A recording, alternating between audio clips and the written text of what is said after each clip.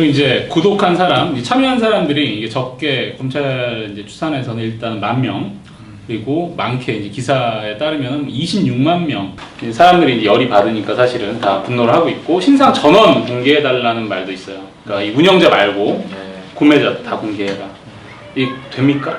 가능합니까? 근거가 있어요, 법적으로? 우리가 지난번 시간에 살펴봤다시피 원칙적으로는 이제 범죄 혐의가 있다 하더라도 공개하지 않는 게 원칙인데, 네. 예외적으로 범죄 혐의가 분명하고 그 정도가 중하고 또 범죄 예방의 필요성이나 재범 방지 목적도 있고 국민들을 알 권리, 그런 여러 가지 요건들이 충족되는 경우에만 사실 공개를 하게 되고, 공개를 할 때도 공개심의위원회 그 결정을 거쳐서 이제 하는 건데, 사실 일부 사람 가담자들은 여기 공개 대상이 되는 경우가 많이 있을 수도 있는데, 이 가담자 전부를 공개하는 것은 현실적으로 좀 어려운 내용이 아닌가 싶은 생각이 듭니다. 그럼 처벌은 가능할까요? 가능하다면 어느 정도 예상하시나요?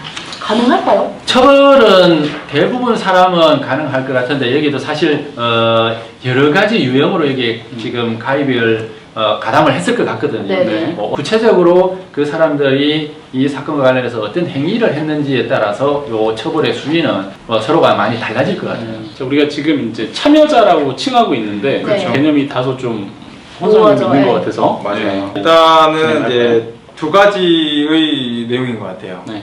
회원, 비회원.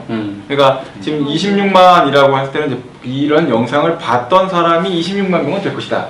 라는 그런 관점으로 볼 것 같아요. 왜냐하면 한 개의 계정을 갖고 있다고 쳤을 때 우리가 이제 정준영 사건을 봐도 여러 사람이 보게 되잖아요. 하나의 휴대폰을 갖고 단말기가 하나에 존재하고 계정이 하나라는 개념이지, 그 계정을 누가 가입해서 누가 어떻게 썼고 했다는 문제는 사실은 그 단말기가 공유될 수 있는 범위를 고려했을 때 훨씬 넓어질 수 있다는 거예요. 이제 그런 점에 있어서 회원은 이제 아마 이제 검찰에서 추산하고 있는 건데 데이터가 있으니까 이 얘기가 나왔을 거라고 보고 1만 명 정도의 유료 회원 명단이 확보되지 않았을까라고 볼 수 있는 것 같고, 그런 사람들이 대체로 갖고 있는 관계의 인간관계 50명, 100명 보잖아요. 그 중에서의 관계를 고려한다면 곱하기 26 이 정도로 해서 26만 정도를 추산하는 것으로 보이고, 이거가 관련해서는 사실 본 적이 있습니다 라는 진술은 나오기가 어려워요. 결국은 1만 명이 대상이 될 가능성이 높고, 1만 명과 관련해서 특별히 카카오톡을 주고받았거나 특별히 뭔가 연락을 했거나 해서 뭔가 흔적이 남아있는 사람들이 이제 확정돼서 3만에서 5만 정도까지 조사될 수도 있겠죠. 그 정도 선이라고 보고, 26만을 조사해달라? 그거는 사실은 불가능한 걸 해달라는 얘기가 될 가능성이 높아요. 그 다음에 법적 근거로서는 이제 미국의 캘리포니아나 몇 군데 주법원에서 나온, 주 최고법원에서 나온 판례가 뭐가 있냐, 스트리밍도 소지다. 이 판례가 있어요. 그 판례를 만약에 대법원이 인용해 줄 것 같은 법원 분위기가 형성돼 있다라고. 스트리밍을 하는 걸 보는 것도 소지다? 그러니까 스트리밍으로 가게 되면 우리가 쿠키 저장이 되잖아요. 쿠키 저장되면 그것을 우리는 언제든지 거기를 원하면 접속할 수 있다는 거예요. 이제 그런 완벽한 망 안에서는 사실은 이게 스트리밍이라는 개념하고 다운로드란 개념이 구분되어야 되느냐라는 관점이에요. 그 관점에서 본다면 소지, 그래서 아동, 청소년, 음란물 소지라는 것을 스트리밍까지 확대할 수 있는 법리적인 가능성이 있어요. 주소를 소유하고 알고 있으니까, 인지하고 있으니까. 그렇게 되면 적극적으로 참여해서 스트리밍 서비스를 이용했던 1만 명에 대해서는 위원회에서도 반대할 명분이 선명치가 못한 거예요. 이제 그런 문제가 생길 가능성이 있다고 봐요. 참여자의 개념에 대해서 이제 좀 설명을 해주셨는데, 이제 그 정도에 따라서 이제 처벌이 이제 어느 정도 이제 나뉠 수 있는지 좀 궁금합니다. 예를 들어서 그냥 봤다거나, 뭐 받아서 누굴 줬다거나, 뭐 이제 여러 가지 또 층위가 있겠죠. 그리고 지금 현재 저희들이 이 영상물이 어떤 내용인지 정확하게 모르기 때문에 없는 영상물만을 기준으로 한다면은 대강 형량을 보면은 없는 영상물 아동 청소년 이용을 해서 제작을 하는 경우에는 무기징역형이 가능하게끔. 그게 아까 그 조주빈 운영자. 그리고 영리 목적으로 이 없는 영상물을 판매하거나 대여하거나 뭐 배포하거나 상명하거나 전시하거나 이렇게 돼버리면은 10년 이하 징역에 처할 네. 수 있게 돼 있고 이것도 조주비. 그렇죠. 네.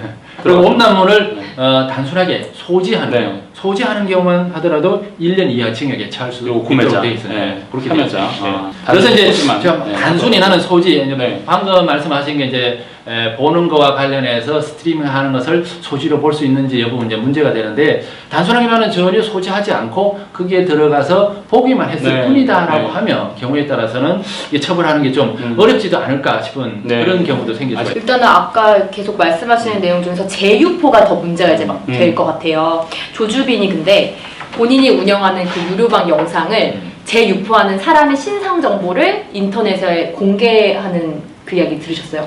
네. 저도 사실 이거는 여기 와서 알았는데 이게 재유포한 경우 처벌이 가능할 것 같고 당연히 네. 근데 이 재유포자가 조주빈을 명예훼손죄로 고소할 수 있나요? 사실은 자기 신상을 조주빈이 공개한 거잖아요. 그렇죠. 조주빈이 이제 범죄자가 범죄자를 이렇게 어떻게 보면 했다고 볼 수도 있는데 그래도 그 자기 신상이 이제 공개되는 사람 입장에서는 공개됨으로 인해서 자기의 사회적 신용 가치가 많이 떨어지게 되잖아요. 네. 그렇게 되면 그 부분에 대해서는 명예훼손죄가 성립하기 때문에 조주빈을 상대로 명예훼손죄를 고소를 하게 되면 조주빈은 또 다른 범죄가 추가되는 또 추가되는. 셈입니다. 네. 그 오히려 여기서 이제 반대로 막 주장이 될 내용들은 뭐냐면 네. 회원을 가입한 것까지는 내가 잘못했다. 이제 그 부분인데 사실은 회원 가입 자체가 일종의 방조행위 아닐까. 그러니까. 이런 생각은 들어요. 그래서 방조 혐의 여부 적용 여부를 아마 수사기관에서 검토할 것이다라는 생각이 하나 들고 반대 입장에서는 나는 그런 영상을 본 적이 없습니다라는 반박을 또 하고 나올 거란 말이에요. 뭐 어떤 가학적인 자해적인 뭐 영상을 봐서 나는 그런 영상은 싫어서 안 봤고 약간 좀 어린아이들을 상대로 해서 성적인 행위를 하는 그런 정도만 봤다. 학대 행위를 하는 걸 보지는 못했다라고 하거나 회원 가입하고 났는데 사실은 안 들어갔다. 가서 돈만 내고 한번 진행되는 상황을 보고 겁나서 접속을 안 했다. 이런 형태의 주장들이 굉장히 많이 나올 가능성이 높아요. 예. 그게 이제 실제 판결에서도 조금 상이하게 이루어질 것이다. 예. 근데 그게 아니라 그 증명 자체를 사실은 검사가 해야 되는데 네, 그게 그걸 어렵잖아요. 증명할 수 있을까라는 그러니까요. 문제가 굉장히 큰 이제 앞으로 수사의 문제가 될 거라고 보고 네. 뭐 10,000명, 20,000명, 30,000명 정도 되는 사람을 조사를 한다고 하면 수사관이 10,000명, 20,000명, 30,000명이 필요하다는 거예요. 그렇죠. 그러면 다른 사건을 멈춰놓고 이것만 할 거라는 거냐라는 질문이 또 가능할 수가 있어요. 그러니까 현실적으로 하겠다라는 의지는 좋은데 총선 끝나고 나서 흐지부지 안 되게끔 국민 여러분들이 관심을 갖고 계속적으로 동기를 부여해 줘야 되지 않을까 싶어요. 실질적으로 어렵긴 한 거네요. 그러니까 뭐 알고 가입했다, 모르고 가입했다, 로그인만 했다, 보진 않았다.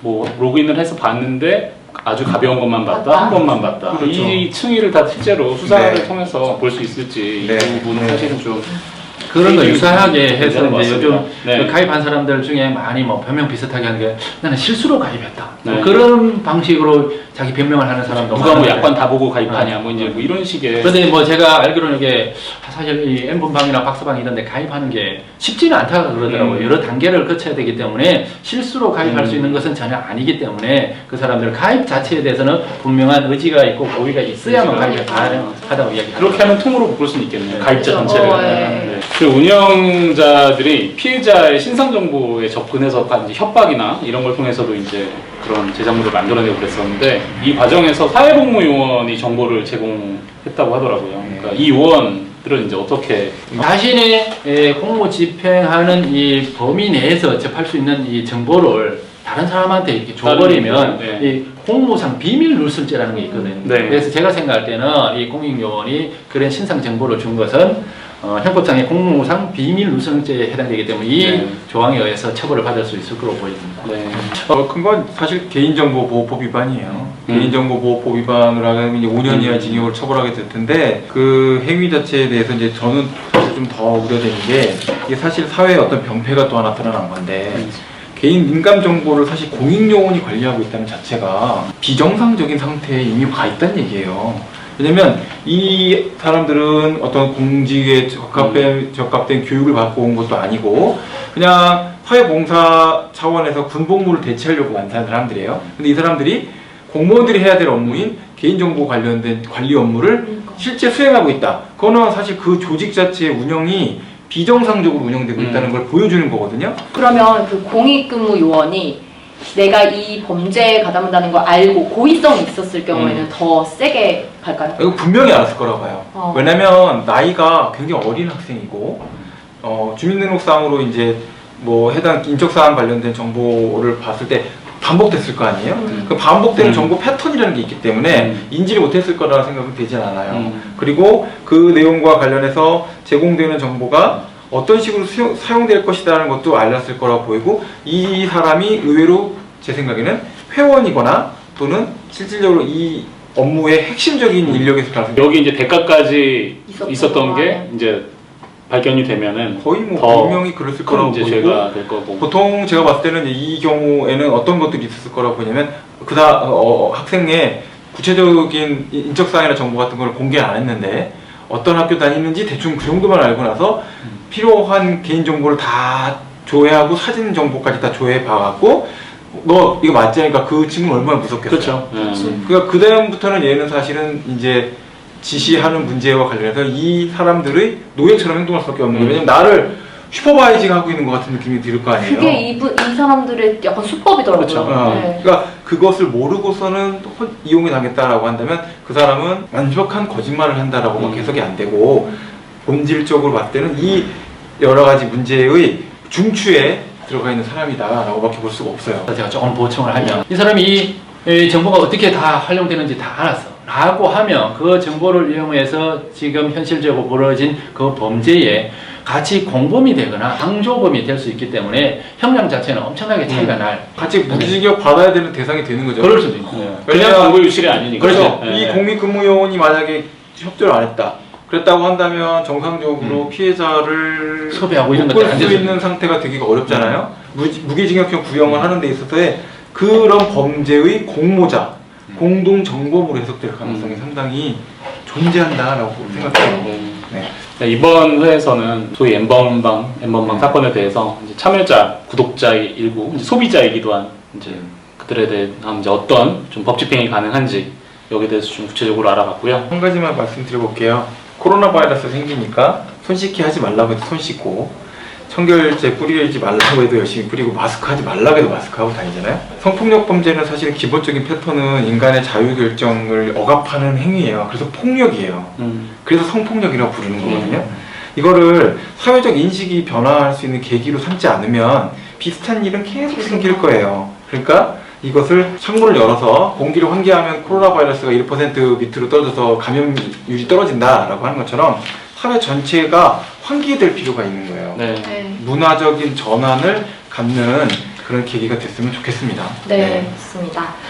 간단한 법률 상식 알고만 있어도 원치 않는 피해를 예방할 수 있습니다. 궁금한 점은 언제든 물어보시면 답변해 드릴게요.